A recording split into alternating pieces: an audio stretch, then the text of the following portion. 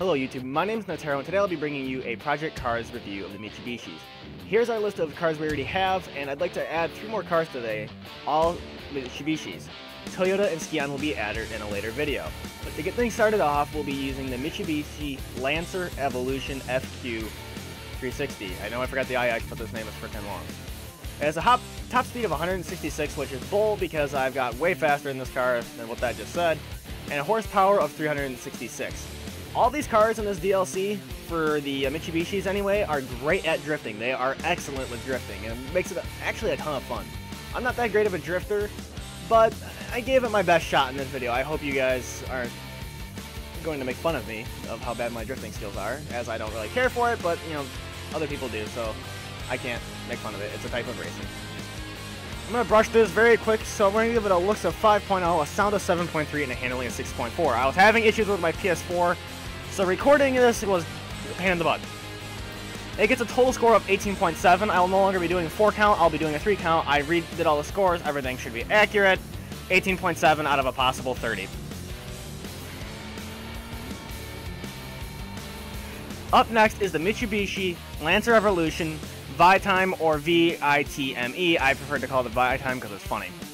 Top speed is 150 and its horsepower is 280. This is much slower than the previous one, but it's still pretty good, and it's actually a better drifting car than the previous car.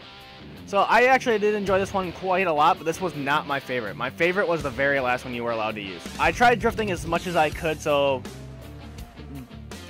don't laugh. We're going to give it a looks of 7.7, as it does look better than the previous one, but it's still not the nicest looking car on the planet. Its sound is 7.4, as it does not improve much in sound for the previous one. They are virtually the same. There is slight changes to the ECU, but nothing very big in particular. Its handling is 7.2, and it does handle better. Each one does handle better than the last. And this one, they're all drifters, so I can understand why they don't handle the best, but if you're trying to have a serious race with these cars, I would not recommend it, as they are not very good at handling. You'll get beat on every corner. If you're doing a drifting challenge, these cars are great. This gives it a total score of 22.3 with an average of 7.6, which is a lot better than the previous. You can get a total of 30 points with the highest average being 10. As I come through here with the drifting, I screw up here. Ignore that. I did enjoy this car a lot. I was fooling around with a lot of these cars, as I've never actually tried drifting in this game before, believe it or not, and I decided this would be a great time. So this is actually maybe 4 or 5 hours into me trying to learn how to drift. So bear with me.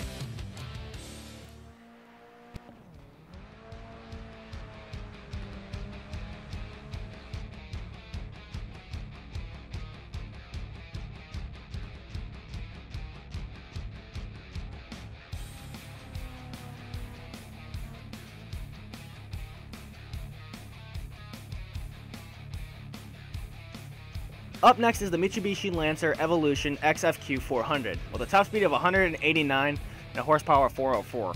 We can already tell that Mitsubishi is not very creative with their names, as every car is called the Lancer Evolution. This is my favorite out of all 3 that I got to drive for the Mitsubishi's cars, simply because it's a more modern day car, and I like the more modern day style of cars, and plus I found it was a little bit easier to drift with this car. In my personal opinion. Other people are more excited for the second car, I believe. So right out of the gates, its looks gets an 8.3, as this is actually a very stunning looking car. With a lot of the paint schemes it does have, it's very sharp looking. For its sound, I give it a 7.9, as again, it's not much difference between 3 of the car's sounds, but this one does sound much more gritty. I guess that's not a very good word to use, but you get the point. Handling is 7.9, as this is the best handling one and the easiest to drift with, and you're not going to lose as much time with this car as you do others. I tried drifting around that corner, forgetting what corner that was. If you were wondering, that was not what I had intended to do. This gets a total score of 24.1 with an average score of 8.0. This is off of a 3-score system, again, not a 4 system as I've been doing previously. All cars have been recalculated for a 3-point system. This is the final car I did score today, as I did not want to do Toyotas or Mitsubishi, or Toyota or Scion today. I'll be doing those in a later video. Up next in the DLC should be, we're believing, is either the Scotland track that no one's really sure what it is, or the NASCAR Ford Racing pack. It'd be great to know, but I guess we're going to have to wait and find out. As this video comes to an end, I'd like to thank you guys so much for watching. Please like, comment, and subscribe on my video. Tell me what you think and what I should change and do.